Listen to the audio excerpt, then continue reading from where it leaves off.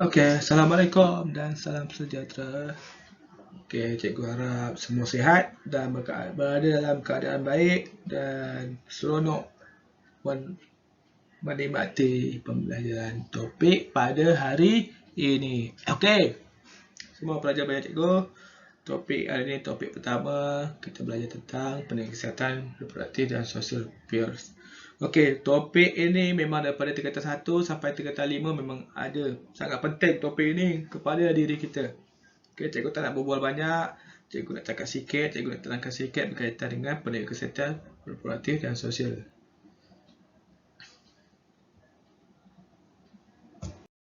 Okey, hak kesihatan reproduktif dan sosial. Apa itu hak? Hak itu kita tahu, hak. Setiap orang punya hak. Apa kuasa awak, apa yang awak perlukan, apa yang awak perlu ada. Kita perlu pada keadaan individu sihat fizikal. Sihat fizikal tu merupakan hak seseorang. Kita berhak untuk sihat fizikal, kita berhak sihat mental, kita berhak sihat daripada segi sosial, bebas daripada penyakit. Setiap orang tak nak ada penyakit. Siapa nak ada penyakit kan? Penyakit kita nak bebas daripada penyakit. Kita masukkan sikit bahawa Kementerian Pembangunan Wanita pernah keluarga dan masyarakat pernah mentadbirkan pendidikan kesihatan reproduktif ni sebagai asas kukuh kepada perkembangan serta pembangunan insan yang sihat, berakhlak mulia dan saling menghormati. Okey, hak untuk pendidikan reproduktif dan sosial dan seksual ini. Yang pertama, remaja harus dibimbing. Okey, daripada topik ini kita tahu bahawa remaja perlu dibimbing. Sebab tu cikgu nak korang faham berkaitan dengan topik ini. Dengan topik ini, kita tahu macam mana nak mengamalkan gaya hidup sihat. Macam mana kita nak dari segi jasmani, emosi, mental dan rohani dan sosial kita dapat sama ratakan secara holistik, secara menyeluruh. Okey, sesuatu yang perlu dipelajari demi kesejahteraan keluarga. Kenapa cikgu cakap berkaitan cikgu highlight kan kesejahteraan keluarga? Sebab apa? Bila kita pelajari sesuatu ilmu berkaitan dengan ilmu ni, kita boleh terangkan kepada keluarga kita. Mungkin keluarga kita tak tahu. Dan bila kita tahu berkaitan kesihatan ini, kita boleh terangkan kepada keluarga kita sekaligus memberikan ilmu yang baru kepada keluarga kita. Yang ketiga, satu proses sepanjang hayat. Apa itu proses sepanjang hayat? Itu proses secara holistik. Kenapa dia cakap secara holistik? Holistik ini lebih kepada menyeluruh sepanjang hayat. Pembelajaran yang takkan habis. Daripada awak kecil sampai besar, pembelajaran berkaitan dengan topik reproduktif dan seksual ini akan berterusan berlaku. Berlaku daripada kecil macam mana proses baru kita tahu. Dan seterusnya mengamalkan tingkah laku yang baik dalam kehidupan demi menggunakan sesuai keluarga. Bila kita tahu, kita faham sesuatu benda kita tak boleh buat, macam mana kita nak jaga kita punya kesihatan, macam mana kita jaga reproduktif kita, seterusnya kita akan dapat menjaga kekeluargaan kita, sesuai keluarga kita. Contohnya, cikgu nak bagi tahu kita, contohnya dapat ahli keluarga kita seorang yang kena penyakit HIV. Bila kita kena penyakit HIV, orang akan pandang remeh dan sekaligus hubungan antara keluarga kita dengan adik-adik lain akan terganggu. Contoh hak kesihatan reproduktif dan seksual. Hak untuk hidup, kebebasan dan keselamatan. Kita tahu kita berhak untuk melakukan sesuatu. Kita nak pergi mana-mana, kita nak buat kita.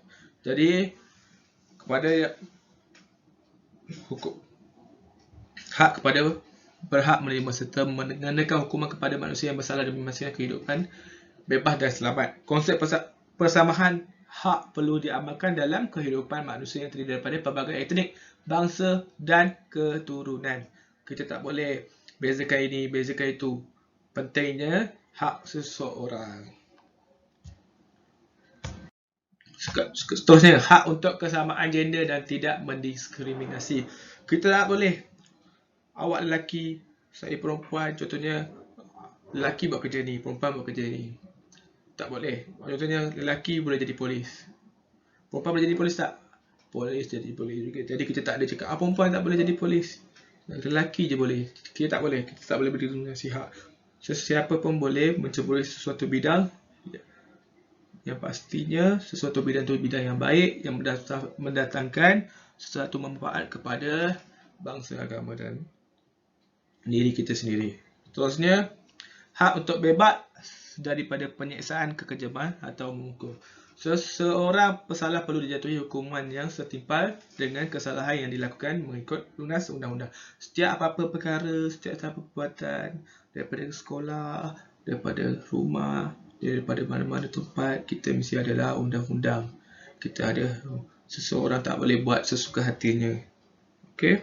Dari segi agama dan kepercayaan juga berhak. Okey, Islam mengamalkan agama, sembahyang di masjid, buat agama, mengamalkan agama, melakukan perayaan bersama-sama. Agama lain macam biasa, itu merupakan hak sesuatu. Kita tak boleh cakap ini buat ni, itu buat ni. Ini merupakan sesuatu diskriminasi ataupun kekejaman yang menghukum. Okey, untuk pengenalan topik pada minggu ni, untuk pembelajaran pertama kita hanya belajar topik ini saja. Secara pengenalan, nanti kita akan belajar pada kelas kedua kita berjumpa, kita akan belajar lebih berkenaan dengan peers. Okey, ini ada 3 soalan cikgu bagi, cikgu nak korang buat. Cari jawapannya, jawapan ada di internet, jawapan juga ada di slide-slide cikgu yang cikgu terangkan. Isi di situ dan pastikan jawab. Dan nanti kalau naik sekolah, cikgu nak kutip. Cikgu akan tengok pada bab. Dan seterusnya, cikgu akan upload video ni di YouTube. Cikgu nak setiap pelajar tingkatan 5 yang cikgu ajar, tingkatan 5, tulis di bawah kelas. Sebab kita ada pembelajaran kita pukul berapa? Contohnya ada pukul 9 hingga 11 kan? Kelas kita contohnya 9 hingga 11. Contohnya.